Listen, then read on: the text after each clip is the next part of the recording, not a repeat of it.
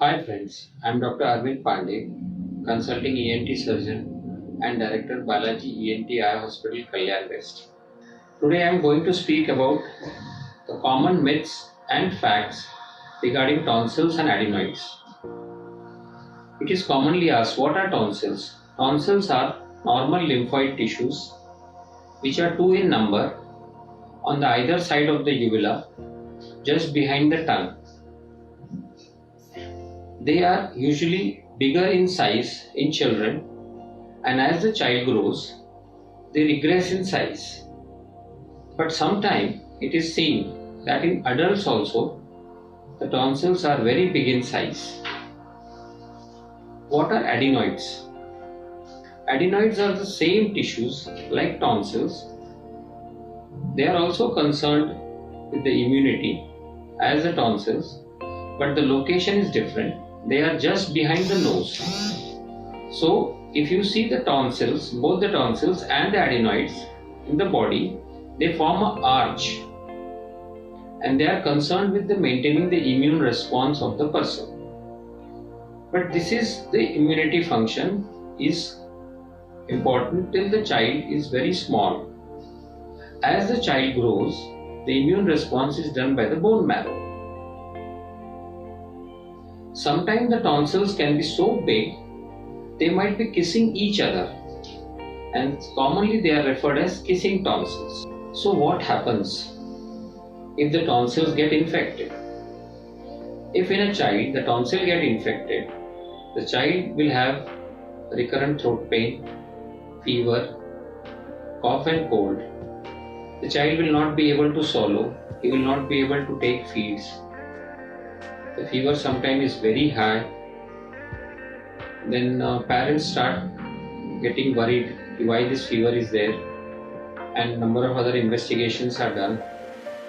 But if you see in the mouth of the child, there will be white patches, and sometimes the tonsil becomes red.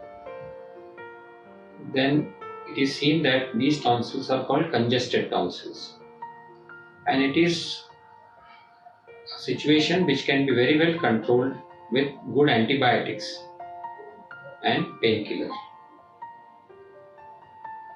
Sometimes this infection can be seen in adults also who have got very enlarged tonsils. The infection in adults will also have fever, pain, and that can also be treated with good antibiotics. There is a common situation in which adults come with white spots on the tonsil, and they get very much panicked, thinking that it is something else, like especially they start relating it with cancer. But let me tell you, these are white debris within the tonsil. These are called tonsillar keratosis. People should not panic for this tonsillar keratosis. It is a totally harmless thing. Just rinse the mouth properly and take care of the oral hygiene. That should be sufficient for it. What happens if the adenoids get infected? Usually adenoids create symptoms because of their size. If the adenoids are very large, they create nasal obstruction. The child will have difficulty in breathing. The child, especially when the child lies down, goes to sleep, the muscles of the neck and the oral cavity relax, and that causes more nasal obstruction. So child gets snoring. He does not breathe from his nose, but he breathes from his mouth. Then sometimes it can be seen as symptoms like bedwetting, drooling of saliva, and these children will have difficulty in getting proper complete sleep. They sometimes awaken up at night, and they will usually have disturbed sleep.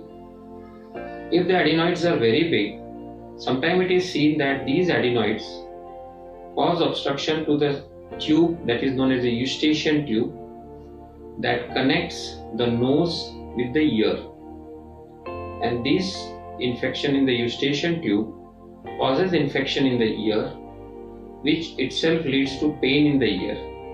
So we have seen children who start complaining of pain in the ear, which increases within 2 or 3 days, and the pain becomes so severe that the child starts crying at night, and parents feel as if there is some infection in the ear or some insect has gone inside, but it is usually the infection in the adenoid which is causing the infection in the ear. So if this situation arises, this can be very well easily treated with good antibiotics, nasal decongestants, and steam inhalation. In these situations, ear drops should be strictly avoided. What are the treatment for tonsils and adenoid infection? As far as the tonsillitis is concerned, in children or even in adults, if the infection is very severe, patient should be started with good antibiotics, painkillers, to gargle, keep the oral hygiene good. Oral intake should be proper so that the person does not go into dehydration. The treatment for adenoid infection is same as the treatment for tonsil infection in the form of good antibiotics and painkillers. Things that is added is nasal decongestant drops and systemic decongestants. Treatment for adenoid infection is same as the treatment for tonsillar infection in the form of good antibiotics, painkillers, nasal decongestant drops, and systemic decongestant so as to ease the breathing problem. In adults also, antibiotics form the main part of the treatment. If the person is responding to the oral treatment adequately, then it is sufficient. But sometimes it is seen that the person does not respond to the oral antibiotics. So, patient needs to be admitted and injectable antibiotics has to be given along with intravenous fluids so as to maintain proper hydration, as the person is not able to swallow because of severe throat pain. If a person gets infection of tonsils and adenoids, which is once in a while, oral antibiotics or if sometime required, injectable antibiotic is sufficient and appropriate. Now what happens if a person gets infection recurrently? If a person is getting infection say more than 4 times in a year, oral or injectable antibiotics should be avoided. If injectable or oral antibiotics are given more number of times, it will lead to something called antibiotic resistance, which will lead to the fact that if this person is given antibiotics again and again, the body of the person will not respond to that antibiotics.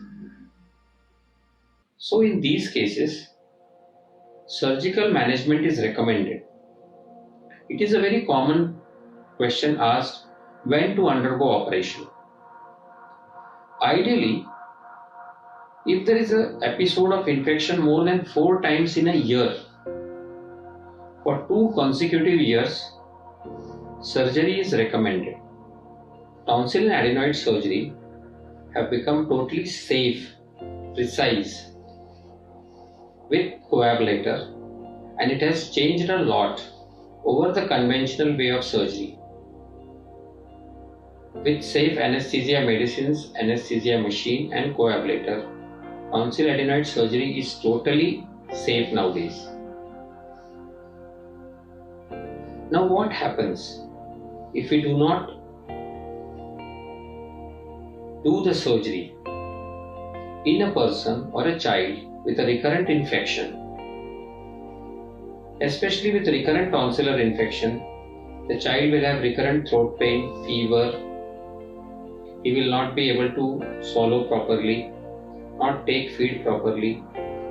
His growth will get affected, and sometimes These tonsillar infection bacteria can cause infection in the heart, which is sometimes called as infective myocarditis, or infection in the kidneys, which are known as glomerulonephritis. Though these are rare, but are found to be there. So, it is not advisable to neglect the infection in tonsils, and once the infection is there, it should be treated appropriately and adequately. And if the infection is recurrent, tonsillectomy is advised. What happens if there is a recurrent infection in adenoids? Which is a very common question asked. If adenoid infection is also recurrent, which will lead to difficulty in breathing, because of which the child will keep his mouth open at the time of sleeping at night, and because of which the dental alignment gets affected. Shape of the mandible is also found to be affected. These children are more prone for recurrent respiratory tract infection because of mouth breathing, and sometimes even found to develop asthma in the adolescent stage. Recurrent adenoid infection can also lead to infection in the ears with recurrent ear discharge and sometimes perforation, or it is commonly called as hole in the eardrum, because of which the child will have decreased hearing and sometimes may require ear surgery later on. So friends, if a child is having adenoid infection, it should be treated appropriately and adequately with antibiotics, and if it is recurrent, adenoidectomy should be recommended and should be carried out to prevent any future complications. So friends, in a nutshell, tonsils and adenoids are the normal body lymphoid tissues which are there in every individual. They are concerned with the immunity of the person up to certain age. Beyond that, they usually do not serve any purpose. They usually do not create any symptoms in the person, but sometimes they can have caused recurrent infections. If the infections are mild, they can be treated with good antibiotics, but if the infection becomes recurrent and severe, then surgical management in the form of tonsil adenoid resection can be carried out. As I already told, tonsil adenoid resection has become quite safe, precise and effective by a technique called coablative tonsilloadenoidectomy, which we routinely do at Balaji ENT Eye Hospital. And if a person or a child is having this infection recurrently, surgery is definitely recommended. Thank you.